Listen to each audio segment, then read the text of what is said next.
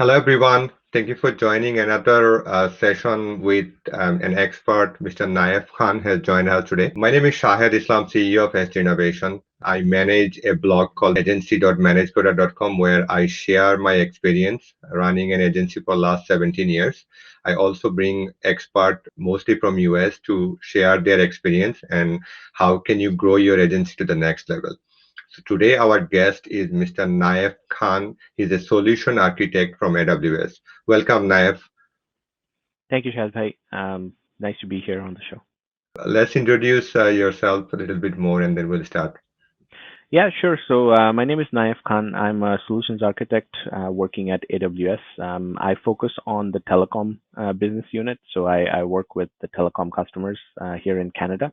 I'm based in Toronto, in Canada. And I've been with AWS for about a year and a half. And before that, I've had the privilege of working with some other companies in the telecom space. So I've held roles where I've had to work with government agencies in making sure that the products go through the proper security certifications and meet their stringent requirements, but also taking a lot of the traditional software stack and helping them architect to move to the cloud and into modern designs. Thank you. Thank you. So, Naif, since our audience mostly the CEO level, and we are actually trying to give them advice that how to grow their business in US. So let's say a developer from Bangladesh or India or some other places, there is a team there, and they are always trying to get business from US. And there is a big trend about server AWS and certification. So today, my first question would be, why do we need to get certification if we want to get involved with AWS work for a client in USA? Why the certification is important? So certification is considered one of those benchmarks and sort of a level of credential that is uniformly accepted across the industry at this point. And this is especially true for the cloud ecosystem, where all the cloud operators, including AWS, they've created a set of certifications which essentially show your level of knowledge of what the cloud services offer. So, for example, with AWS, we have a certification for cloud practitioner, which is a very introductory level of certification, which is mostly geared towards people who are selling services in the cloud. So it's not meant for a technical audience. But then as you go up the ranks on the technical side, you have certifications like Solutions Architect Associate, Solutions Architect Professional, and then you have a lot of specialty certifications as well. So these are things like networking, big data, machine learning. And so it really helps when your employees have these type of certifications to show that they have a baseline level of understanding of how the cloud operates, but also when you are looking at potential customers in the US and some of the other North American endpoints, they are also you are building a lot of confidence in your ability and your team's ability to deliver these services for your customers. Yeah, I mean, I have noticed it that since we started getting certification, whether it is Drupal or Magento and now cloud, it does add a layer, right? A Hmm. customer feel more confident that, hey, I should give the work to them, they are certified. Right. However, one thing I am confused and puzzled sometimes that compared to other certification, AWS looks like a vast certification field. So, like, what are the steps? I mean, if I'm a CEO, I have a team of 3, 4 people. Yeah. What should I think first? What would be my step one before I get into certification and APN network for AWS? Yeah, so that's a very good question, and we get that quite a bit, here as well. And one of the things that I usually tell people who I'm talking to about certification is that have the end goal in mind and then sort of work backwards from there. So what I mean by that is what is your ultimate mission for your team? So what do you want your team to achieve in terms of their certification, in terms of their credentials? And so one of the things that you might say is, I have multiple teams that work for me. One needs to be specialized in a specific domain. For example, let's say data analytics. So for them, your certification goal may be to have everybody certified with that analytics certification at the end of the day, and you may have a 6 month to a 12-month roadmap to get them there. And so once you have that end goal in mind, then I would say start working backwards from there. So, you don't want everybody to go for the, specialty certification right off the bat. You need to have a baseline understanding first. And so you can start with things like your solution architect associate or your sysops associate. And so start with the associate degrees, which gives them confidence in the testing process as well as sort of familiarity with the AWS services. And then as you get to the specialty cert, so there are the levels of these certifications increase with complexity, and the exams are also a little more difficult as you go up the ranks. So it's not about necessarily the knowledge itself, but also how it's applied. So what AWS does in terms of certification, which is not uncommon, but it is less common in other standardized exams, is that they take scenario based approaches.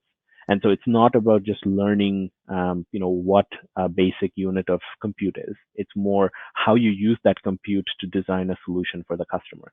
And so you need to be aware of how the systems are implemented, how they're used, and also, what type of applications are possible with these systems, and what are the best practices that AWS offers for these.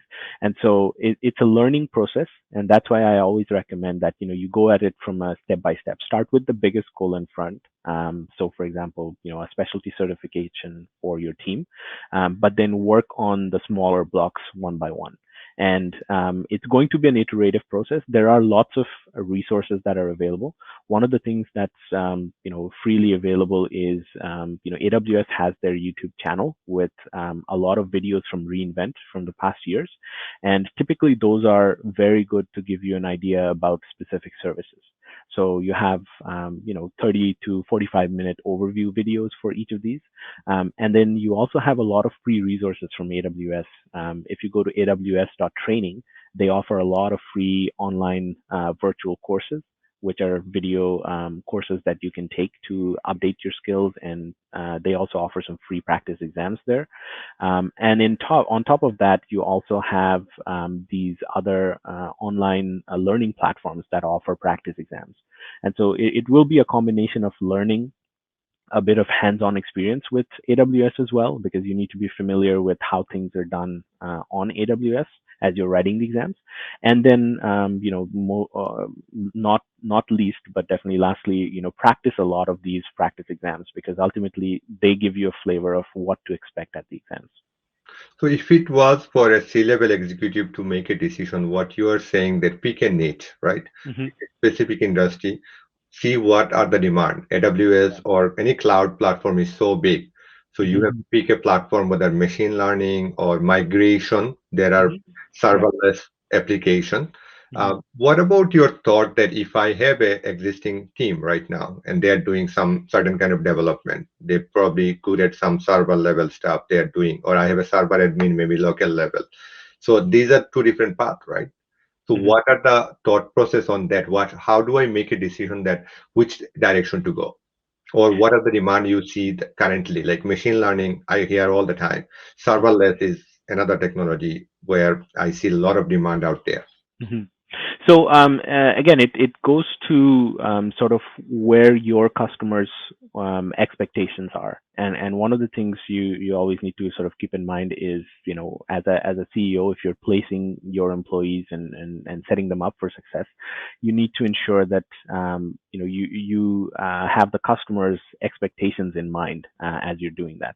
And so if machine learning is really the direction that your customers are going for, and that's where you want the needs to be, then it's good to keep that as the as your end goal as you're progressing through. But for example, if you're saying serverless, or should we look at like system admin type of roles, then the better approach in that case could be to have that baseline certification. So have that certification at the associate level, which is the sysops associate, and from there you can sort of reevaluate your need. And one of the things that AWS does is on the certification website, they actually lay out different pathways for how you can build that certification knowledge base and the framework. So you can get your employees to kind of take different pathways, but it all starts with some of the baseline, the associate level certifications. So if you're clear of the end goal where you want to be, then you can pick a path right away and sort of work on that 6 to 12 month goal. If not, I would say the better place to start would be get to that associate baseline and then sort of progress based on your needs, your team's needs, your customers' needs. So now that a team decided to go ahead with learning, how do they start? I mean, I know you told me that basically you go watch YouTube videos, but Mhm. is there any resource out there I can put a team and say, listen, take this path, just like an university course, or I know a cloud guru, and there are a lot of platform. Are those needed, or you can just learn free everything online? So it depends on the learning styles to some extent. Like I find sometimes self learning is not for everyone. Some people or some teams thrive better when it's a guided learning. So there are lots of free resources available. So just to be clear, like you don't necessarily need an A Cloud Guru or Linux Academy subscription to pass in your AWS certification exams. There are lots of resources available online.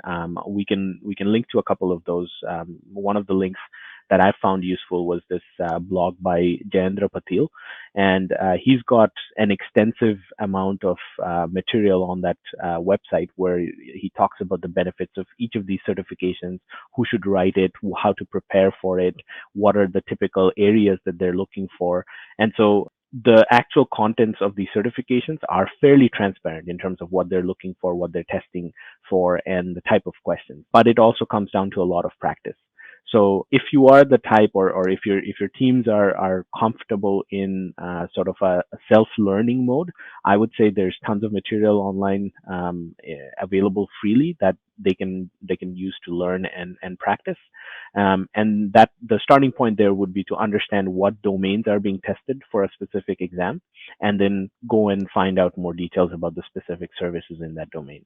If you want something a little more structured, one of the informal ways to do it is to sort of create smaller groups within the teams, and then facilitate sort of a pseudo structured way of learning with even the free resources that are available. It's basically peering up and sort of having that buddy sort of approach where coworkers can form a team and then they sort of learn together as part of a group. And then there are offers and companies that offer free courses every now and then. So you can also keep on the lookout for certain certification courses that are offered. And these are typically, I see that a lot on the associate level, where they're trying to get people up to speed on sort of the basics of AWS, where you're able to join these online sessions and online webinars where you can get that baseline understanding. And it's a sort of a proctored way of learning. It's not as interactive as an in-class version, but at least you'll have somebody speaking live to you and sort of going over some of the basic concepts.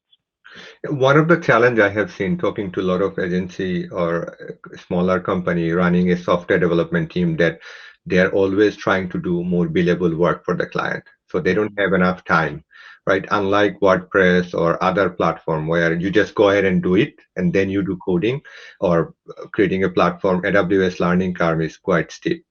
So you really need to dedicate resource, just like you said, create a small group. In our company, what we have seen that our OKR is connected with it. That means we set up a goal, we allocate certain amount of time, we have test project.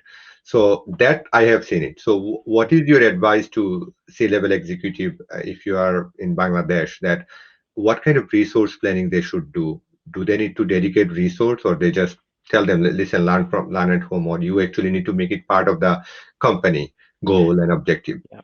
I think it has to be part of the company goal and objective, right? And the reason why I say that is if it's not being measured, if that success is not being measured, then it may not really happen.